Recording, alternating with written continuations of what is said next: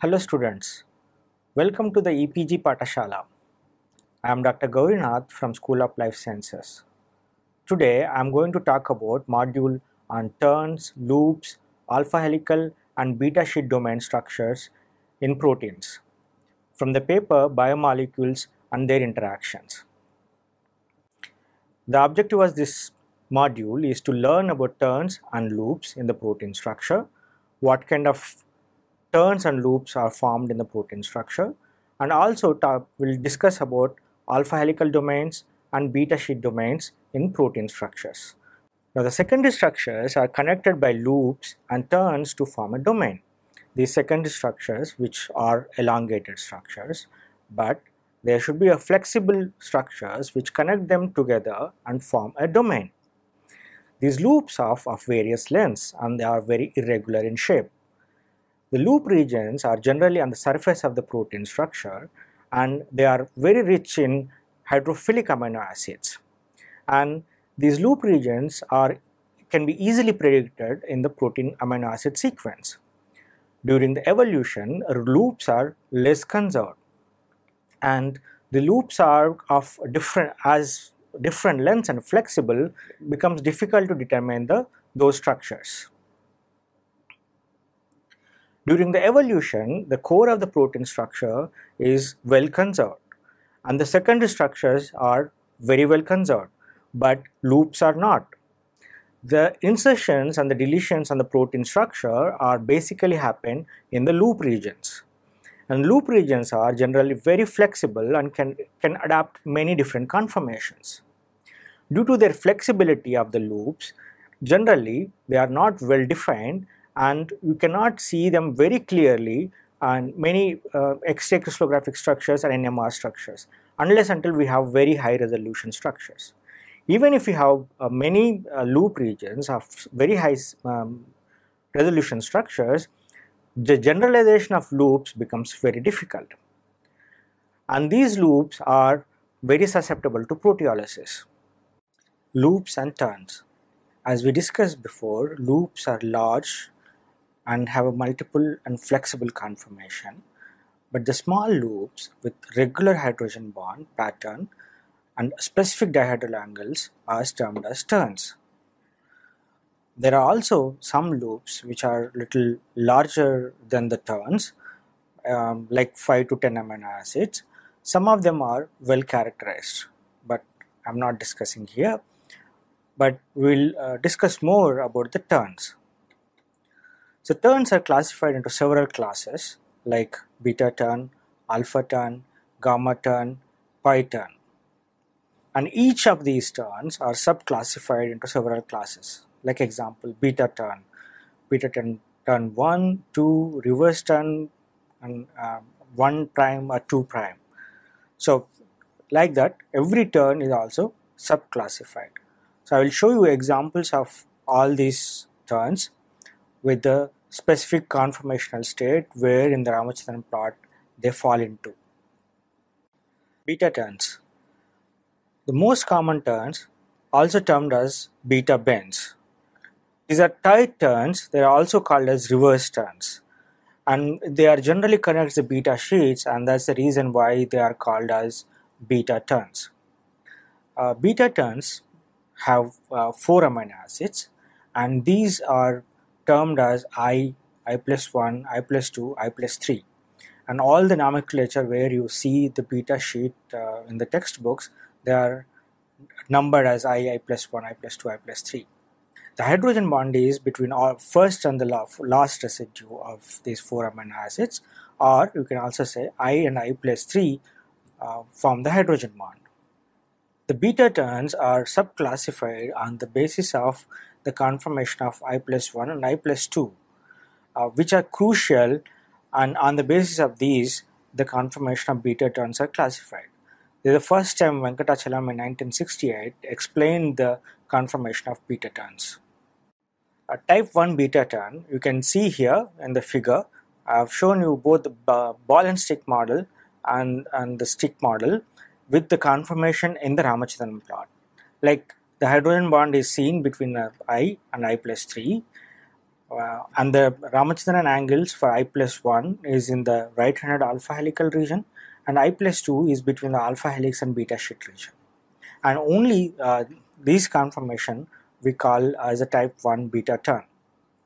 The type 2 beta turn, similar to type 1 beta turn, the hydrogen bond is formed between I and I plus 3, that is the first and the fourth amino acid. The only difference, the basic difference, is the carbonyl group of I plus 1 is oriented in opposite direction, and due to which the phi psi angle of I plus 1 and I plus 2 changes. I plus 1 is in beta sheet region, where the conformation of phi psi is similar to beta sheet, whereas I plus 2 falls in the right side below the left-handed alpha helix region. And this region, because it's basically non-allowed region of Ramachandran plot, so it has to be only glycine. Only glycine can occur this place, and that's the reason the type 2 beta turns always at I plus 2 position has to be glycine.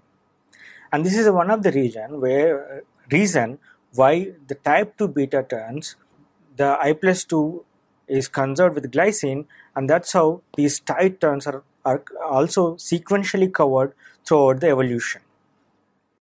Type 1 beta turn. Again, as we discussed before, the hydrogen bond is between I and I plus 3. But again, the carbonyl group of I plus 1 and I plus 2 are different from the type 1. So here, the Ramachandran angle of both I plus 1 and I plus 2 are the right side, where left-handed alpha helix region is there. And if you look at the Ramachandran plot, both of them are at the right side, and both of them are in non-allowed regions of the Ramachandran plot. So that again clearly indicates it has to be only glycine, and no other amino acid can occupy this conformation. The type 2 beta turn. If you look at the type 1 beta turn and 2 beta turn, the only difference is the carbonyl group of I plus 1 is in the opposite direction, and due to which both phi psi of I plus 1 and I plus 2 changes. Now I plus 1 is in the non-allowed region of Ramachandran plot, and again that has to be glycine, and I plus 2 is between the alpha helix and beta sheet region, and that could be any other amino acid. So again, because of the steric hindrances, the I plus 1 has to be glycine in this type 2 beta turn. So we can compare the beta turn conformation of I plus 1 and I plus 2. So you can clearly see that what are the differences here. The I plus 1 phi psi in type 1 is minus 60, minus 30, both are allowed, and I plus 2 is minus 90, 0, and that is also almost allowed regions. In type 2, I plus 1 is minus 60, 20, again it's a beta sheet region, it's allowed, and whereas the I plus 2 is 80, 0, so it's a positive, both positive, so it's not allowed. The type 1 where it is 60, 30 and 90, 0, so here both of them are not allowed, so they have to be glycines. In type 2 prime, it is 60 minus 120, again it's a not allowed regions, and minus 80, 0, it's a allowed region, it could be any other amino acids. So you can clearly see the phi psi for I plus 1 and I plus 2 in all the 4 beta turns. Alpha turn. Alpha turn, as name suggests, similar conformation is very similar to alpha helix. It consists of 5 amino acids, and generally, like other loops and turns, these also have basically hydrophilic amino acids, and which protrude outside the protein surface, and these alpha turns actually form like a hook conformation, hook-like structure. And these can also be classified as the conformation of I plus 1, I plus 2, I plus 3 amino acids. What kind of conformation they exist, they could be classified into 9 different families. So you have 3 phi psi and could be 9 different families you can be classified. And like any other turn, the first and the last residue of the turn form the hydrogen bond. Here I and I plus 4. So there are too many subgroups of alpha turn which we won't go into details, but you should have an idea about alpha turn. Gamma turn. The gamma turn is the smallest turn which consists of only 3 amino acids, and it's generally termed, these residues are generally termed as I plus 1 and I plus 2. The hydrogen bond is between I and I plus 2. They're the first and the third residue. The conformation of I plus 1 is crucial. On the basis of this, the gamma turn can be divided into 2 groups. The dihedral angles of I plus 1 could be 70, minus 60 and minus 70, 60. And this is the classical and inverse gamma turns. So these gamma turns, you can look into the slide which shows the gamma turn I plus 1, I plus 2 residues and the hydrogen bond between them. Pi turn. It consists of 6 amino acids and generally termed as I plus 1, I plus 2, I plus 3, I plus 4 and I plus 5. And hydrogen bond is seen between I and I plus 5 with the first and 6th residues. And on the basis of conformation of I plus 1, 2, 3, 4, they are classified into 4 different classes. And you can see the details of this classification in Rai Shankar and Ram Kumar manuscript in 96. And they have discussed about the different conformations of the pi turn and on what protein structures it has been identified. Alpha helical structures. The protein structures which have only alpha helices are basically called as alpha helical structures. The simplest example is coils, where 2 helices can be come parallelly with each other, and the 2 helices coil around each other, and these are called as coils. The best example is GCN4 or intermediate filaments. The details of this coils are described in the next other module, super secondary structures. The next level of alpha helical structure is 4 helix bundle, where the 4 helices come together to form 4 helix bundles. Now we also have a large proteins which have only alpha helices, and sometimes they could be very large and complex. I will show you one of the example in the coming slides. The 4 helix bundle is the simplest and most frequently occurring alpha helical domain.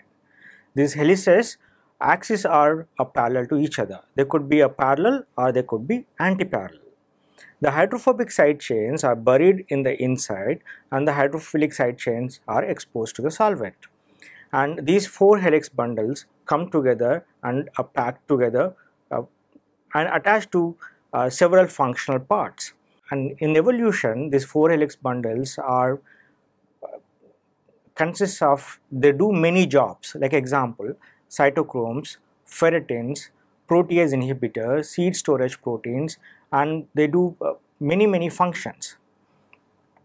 The 4 helix bundles have a peculiar pattern of sequences, and when you see sequence homology or sequences, one can predict whether they form a 4 helix bundles or not. So as we know, you need 3.6 residues per 1 turn of the helix, and there's 7.2 residues per 2 turns. So approximately there are 7 amino acids per 2 turns, right? So if you represent as A, B, C, D, E, F, G as the 7 amino acids, and A and D has to be hydrophobic amino acids, where the 2 helices come up exactly opposite to each other, and the E and G interact with the neighboring residues. And these neighboring residues which interact could be a charged residue or hydrophobic interactions. If it is a charged residues, there could be forming hydrogen bonds like asparagine, glutamine kind of residues, or there could be completely charged like aspartic acid and arginine, which form hydrogen bonds. So these interactions which make these 4 helices together and form a strong 4 helix bundle structure. 4 helix bundle. As we discussed before, the heptad repeats which form these 4 helix bundles, the amino acid sequence pattern has to be in heptad repeats, where the A and D from each helix come together and form the hydrophobic core. So that's how these 4 helices are held together. So you can see this image where all the A and Ds from all the 4 helices come in the core and they have to be hydrophobic.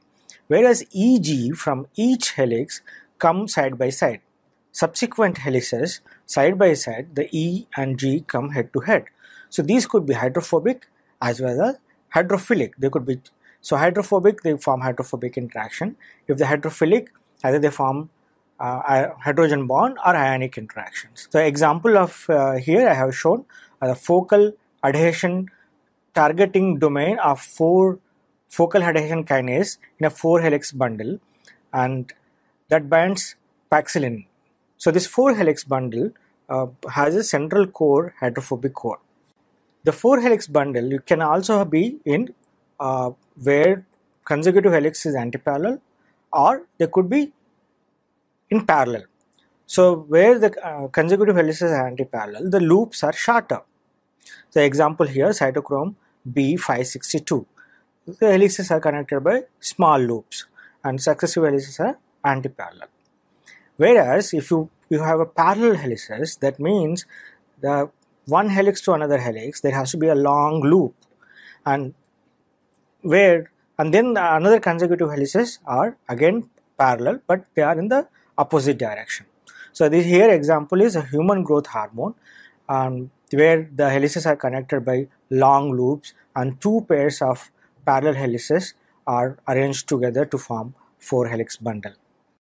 Large alpha helical domains. So as I described before, the alpha helical domains containing protein structures could be very large.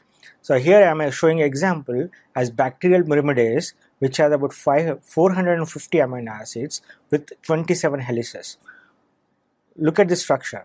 It's all alpha helices. 27 helices arranged in a 2-layered ring with a central hole, and it's all alpha, small domains, all of them helices arranged in a small domains, and all these domains, the alpha helices, arranged in a ring conformation.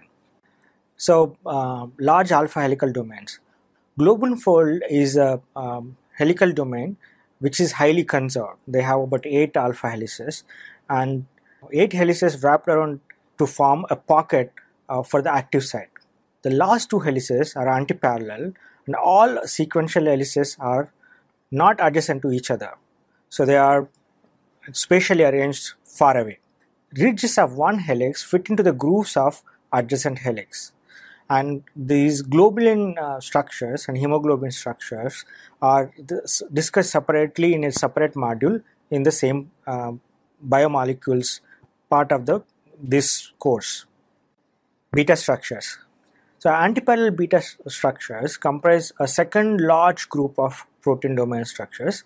As we discussed, alpha helices is the largest domain, large number of proteins domain structures, and beta sheet is the next one. Have very diverse functions, like example enzymes, transport proteins, antibodies, cell surface adhesing proteins, etc. The core of these domains built by beta strands that can vary from 4 to 10 beta sheets. These beta sheets have usual twist as we discussed before, and more sheets are packed together to form a beta barrel structure. Beta barrel structure. So the beta barrel structure is about 8 beta sheets, and here I've shown you in the figure where they're all antiparallel beta sheets. So the beta sheets which are coming up I have represented as a reddish color. The ones which are going down are shown as a bluish color. So every consecutive beta sheet is antiparallel beta sheet to the next one, and they form like a beta barrel structure. So in the middle figure you can see that it actually like forms like a cylinder barrel kind of a structure. The typical example is SOD. So in this, the alternative residues are hydrophobic residues that go inside the core of the protein, and alternative residues on the beta sheets are and the surface. They are exposed to the outside. So these hydrophobic residues in the center of the beta barrel structure, which keeps the beta sheets intact together. The beta barrel structures I discussed before have up and down beta sheets. So every consecutive beta sheet is antiparallel to each other, but the first and the last beta sheet is parallel to each other, and they are close to each other. So this core of these structures is very similar to alpha beta barrel structure. There in the alpha beta barrel structure, every consecutive secondary structure is an alpha helix. Here in this case of beta barrel structures, the beta sheets are connected by loops. So that's the only difference. And there the beta sheets are covered by alpha helices. Here every alternative residue is a hydrophilic amino acid, so that exposed outside, and every alternative residue which is hydrophobic, which is center of the beta barrel structure. Retinol binding protein. This is a classical example of beta barrel structure. Is a retinol binding protein which has a beta barrel structure. The center of the beta barrel structure, which binds to vitamin A, that is retinol. The function of this protein is to carry vitamin A from one place to another place. So in the beta barrel, the one side is closed with the loops and side chains. Other side of the beta barrel is open, where your vitamin A can go and come out. So as we discussed before, every alternate residue on the sheet is a hydrophobic facing the core, and alternative residue is hydrophilic, which is exposed outside. So the hydrophobic core in the center is actually also helpful in binding to retinol, that is vitamin A. Two Greek key motifs form a beta barrel structure. So the beta barrel structures could be formed by different arrangement of beta sheets. So earlier what we have seen is every consecutive beta sheets is antiparallel to the next one. So, but as we see in the Greek key motif, so they are also antiparallel, but the only difference is the consecutive ones are not connected to each other.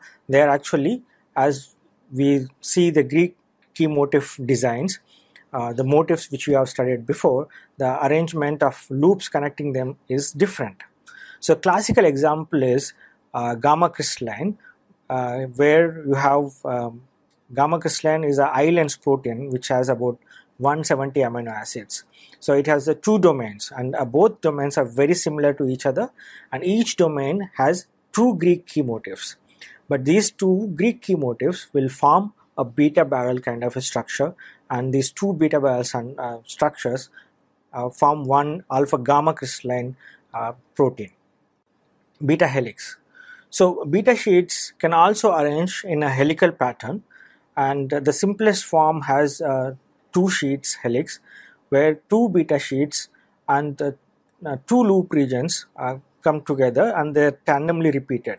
So they are generally right-handed helices. The short beta sheets are a planar, and because they are short, the twist is not seen in this. The loops are rich in glycine and generally have aspartic acid, and because they have negative charged aspartic acid, they are bound to seen to bond calcium ions. So these small beta helices are seen in few proteins. I'll show you the example in the next slide. The two sheet beta helix, which has about 18 amino acids, which is a repetition of 9 amino acids. So it has a glycine and aspartic acid rich. So the two glycines, any amino acid, another glycine, any amino acid, aspartic acid, and etc. Also, the hydrophobic amino acid is fixed in this pattern. So you can see the slide where we have shown you the residue pattern here. There is a 3 amino acid sheet and 6 in the loop. So from this 9 amino acid repeats, the 3 amino acids formed a small sheet and 6 amino acids form a large loop. The typical example is pectate lyase. This has about 2 to 3 this small 2 sheet beta helix in this protein. 3 sheet beta helix. The structural unit has three beta sheet helix. So the two sheets are antiparallel to each other, and the third sheet is actually perpendicular to them. Each sheet consists of 3 to 5 amino acids, and one loop connecting each sheets generally has 2 amino acids, and the other two loops can vary in size. So this three loop helix, the three sheet beta helix, you can see here the sheets are staggered on one over the other. The third sheet, which is perpendicular, is expected to form in trimeric conformation, and where these sheets actually interact with the another sheet of the another molecule. The three sheet helix, the typical example is serine acetyltransferase. We also see in pectate layers and bacteriophage P22 spine-like protein. In the pectate layers, you see 7 turns. Bacteriophage P22, you see about 13 turns, and serine acetyltransferase, you see about 5 to 6 turns, where these 3 beta sheet helices are seen. The 2 loops protrude outside can form the active site. Different length of 3 sheet helices are also found, as I told you in the example. So students, let us summarize what we have learned in this module. The secondary structures, which are connected by loops and turns to form a domain. As we know, the secondary structures are elongated structures, and only the elongated structures, the longer structures, cannot come together to form a globular domain. The loops and turns which connect them together and bring them together to form a globular domains. These loops are of various lengths and irregular shape. These regions are generally on the surface of the protein molecule, and as they are on the surface of the protein molecule and exposed to the solvent, they are rich in charged and hydrophilic amino acids. And during the evolution, loops are less conserved. So they are very flexible and they are very less conserved. The turns, which are the short form of the loops, which are generally conserved and have a specific hydrogen bond pattern. So the short loops makes them turns, and they are highly conserved. And in this module, we have discussed about the several types of turns. Now, these turns, some positions, the specific residues are also very highly conserved.